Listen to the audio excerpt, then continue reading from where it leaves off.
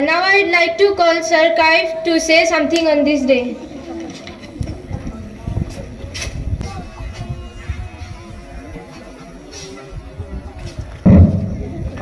Assalamu alaikum, good morning, respected principal madam, respected secretary sir, respected parents, respected teachers and my dear students. तो आज है 26 जनवरी 2024। तो आज के दिन 1950 में हमारा जो संविधान है वो पूरे देश में लागू हुआ था और आज हम 75th हमारा जो संविधान डे है वो मना रहे हैं।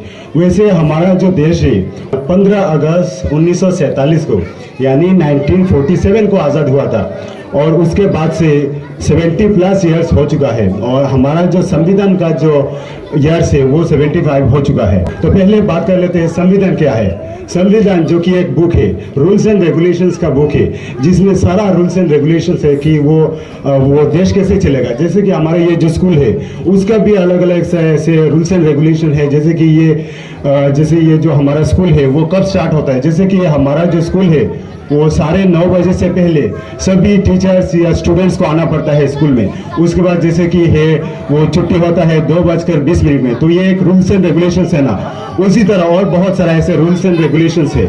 तो उसी तरह बिल्कुल उसी तरह वो देश का भी ऐसे रूल्स एंड रेगुलेशन है कि देश कैसे चलेगा, देश कैसे नहीं चलेगा। जैसे कि अगर कोई वो मर्डर करता है तो मर्डर करने के बाद उसको कैसे सजा दिया जाएगा, तो उसका भी रूल्स एंड रेगुलेशंस कॉन्स्टिट्यूशन में है। तो इसलिए हमारा एक अच्छा खासा कॉन्स्टिट्यूशन होना बहुत ही जरूरी है। तो ये अब बात कर लेते हैं कि ये जो कॉन्स्टिट्यूशन है वो कौन से कमेटी ने बनाया था। तो ये कॉन्स्टिट्यूशन जो है वो ड्राफ्टिंग कमेटी ने बनाया था और उस कमेटी में बहुत सारे ऐसे मेंबर्स थे। उसमें से जो हेड थे उनका नाम था डॉक्टर B.R. अम्बेडकर यानी बाबा साहेब भीमराव अम्बेडकर। तो उनकी नेतृत्व में ये कमेटी वो कॉन्स्टिट्यूशन बनाया गया था। तो कॉन्स्टिट्यूशन में वो जब बना था 1950 को, तो तभी कॉन्स्टिट्यूशन में 395 वो आर्टिकल्स था और उसके बाद और बहुत सारा जो आज़ादी के बाद कॉन्स्टिट्यूशन जब बन गया था 1950 को, उसके बाद बहुत सारे ऐसे रूल्स एंड रेगुलेशंस हमें चाहिए था। इसके कारण से बाद में जाके अमेंडमेंट किया गया था, यानी बहुत सारा ऐसे वो जो आर्टिकल्स है उनको ऐड किया गया था। और बाद में कॉन्स्टिट्यूशन बनने के बाद जो यहाँ पर आर्टिकल्स वो ऐड हुआ था तो उनको कहा जाता है कि अमेंडमेंट। तो अब बात कर लेते हैं फिर से वो डॉक्टर B.R. अम्बेडकर के बारे में। तो वो जो थे ना वो एक दलित परिवार से थे, एक छोटे कास्ट से बिलोंग करते थे। जैसे कि हमारा हिंदू हो या मुस्लिम हो, हमारे सभी धर्म में ऐसे छोटे कास्ट बड़े कास्ट सभी तरीके का कास्ट है। तो वो जो डॉक्टर B.R. अम्बेडकर थे ना, तो वो भी एक छोटे कास्ट से बिलोंग करते थे, दलित परिवार से बिलोंग करते थे।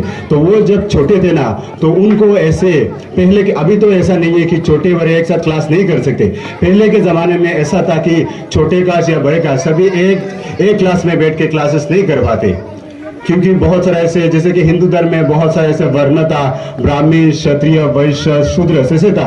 उसके कारण से छोटे बड़े कास्ट के लोग एक साथ बैठ के क्लासेस नहीं कर पाते। तो तभी जो वो डॉक्टर B.R. अम्बेडकर जब छोटे थे ना तो उनको भी ऐसे क्लास में बैठ के ऐसे वो शिक्षा लेने का वो मौका नहीं था। तो उनको ऐसे बोला जाता था कि आप क्लास से बाहर, अगर आपको शिक्षा लेना है तो आपको क्या करना है, आपको क्लास के बाहर यानी गेट के बाहर से शिक्षा लेना होगा। तो ये उन्होंने बहुत सारे ऐसे दिक्कतों का या प्रॉब्लमों का सामना किया था वो जब छोटे थे। उसके बाद बड़े होके तो वो उन्होंने कॉन्स्टिट्यूशन बनाया हमारा भारत का। और हमारा भारत का वो जो भारत बहुत ही बड़ा देश है, तो उस बड़े देश का कॉन्स्टिट्यूशन उन्होंने बनाने में सहायता किया था।